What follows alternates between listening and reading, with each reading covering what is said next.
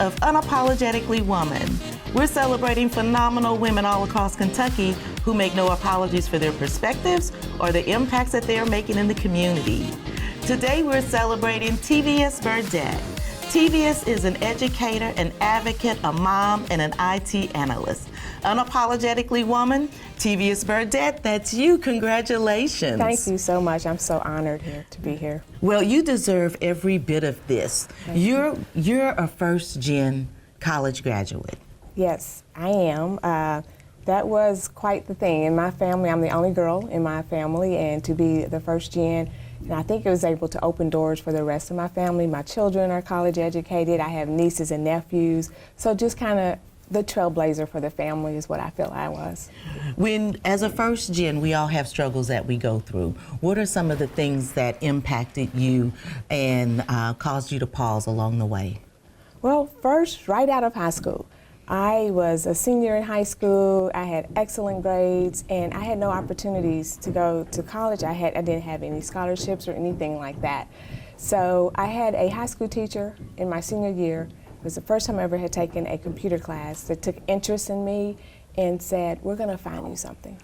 And it changed my whole trajectory. So, you may not always get that support. I have support from my parents, but, being the first college generation, they did not, wasn't quite up on how to navigate those waters. Mm-hmm. But she took me in. I got a minority scholarship. I was able to get a summer job. Her husband had an intern for me when it really, just as a first gen, reaching out to other people outside your family. Well, and you know what, sometimes we forget about how important it is that somebody sees you and believes in you.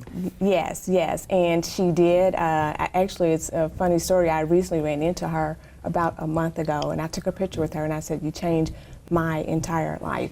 If no one didn't take me, I did the work. I had made the good grades. It just wasn't for sure. How do you find scholarships? I didn't have anyone else to lead me." So she took that interest in me and just changed my life. Wow. And navigating that whole application process? Yes, the application process was something. I know I think about my kids where they would ask me questions about applications for college. I didn't have that.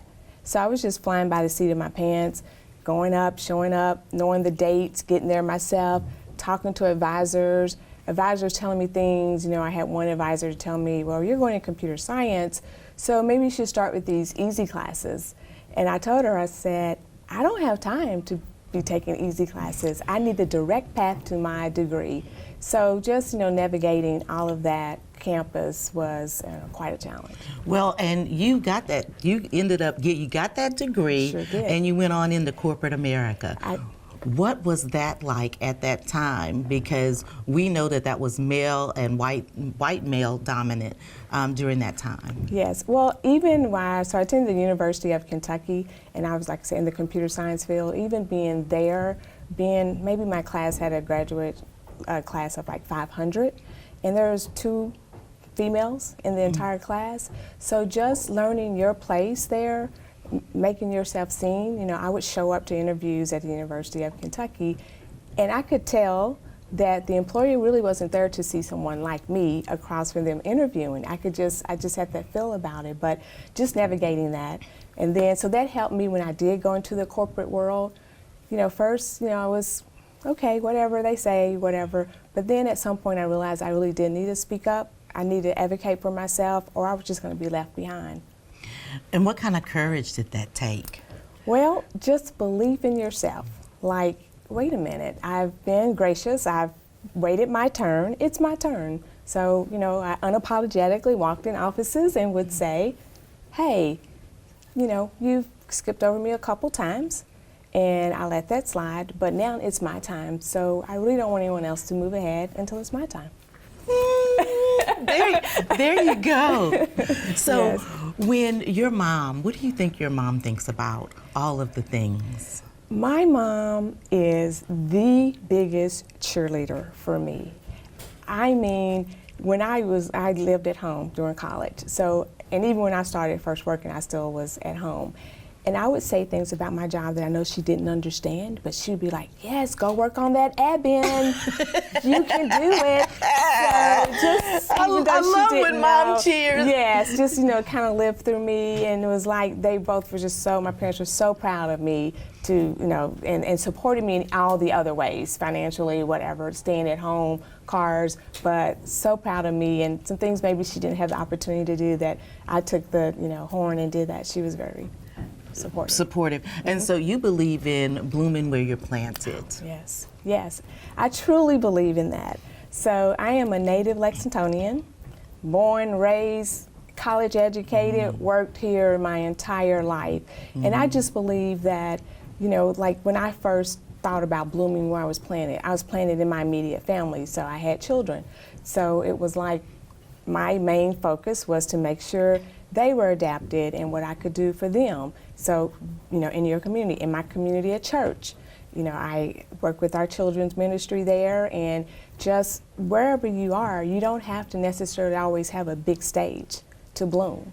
And that's been where that's my niche, is not the big stage, it's the little stages, which is why I was like, I'm so thankful to be here on this, being an unapologetic woman. But yes, just blooming in your community, working with whatever the tools or whatever the need. If you see a need, fill a need, and then stay with it and be consistent. That's it, and that's so important because we often think that you have to have a stage or a platform, and really you don't. You don't. Not to make a difference one person at a time. No, and I think so. I took my skill sets that I had grown being with my children, and at one point it's like, hey, I've learned a lot. I think there's other children out there that I could benefit.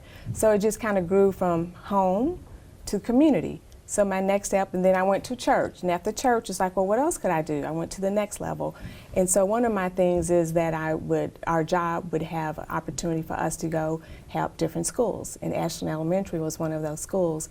And so I went through the training, learned how to, if I'm working with the student on reading, how to help them with their reading. If I'm helping with their math, they gave us tools to do that. And I did that for quite a lot of years, and my job would let me off 1 hour a week to go meet with students, and just to have an impact with someone I didn't know in the community, that a kid that was struggling with reading, I would just go to the school, get them out of class, got to spend some one-on-one time with them. It was very helpful to just bloom, like I said, where you're planted. Wow, that's so incredible.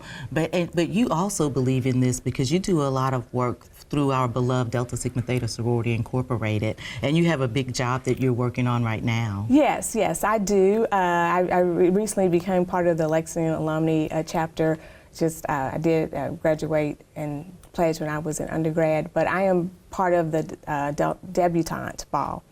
And the reason why I chose that I wanted to do that, again, my passion is children and young children and adolescents or whatever. So this is an opportunity to take high school girls through like a coming to type program where they are introduced to women in the community. We have great programming for them where we're teaching them about their own roots and things that I did not have as a first gen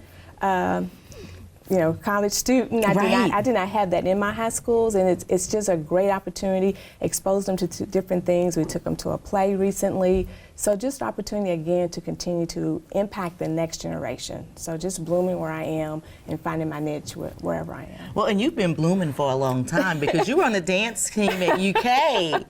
Yes, I was. It was the second ever, I don't tell a lot of people that secret, but it was the second ever University of Kentucky Dance Cat team.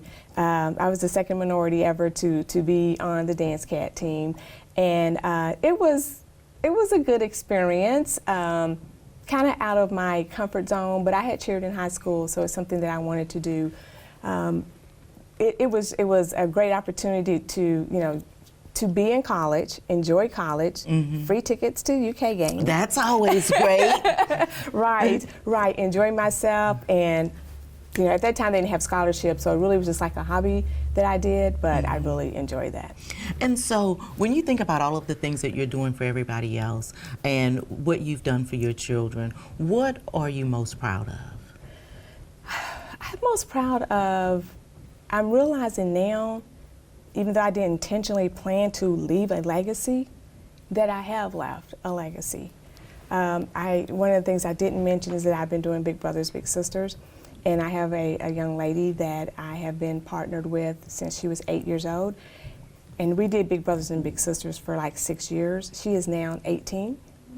And we are still, so that's a 10-year commitment. And wow. So it's been just really good to see her growth.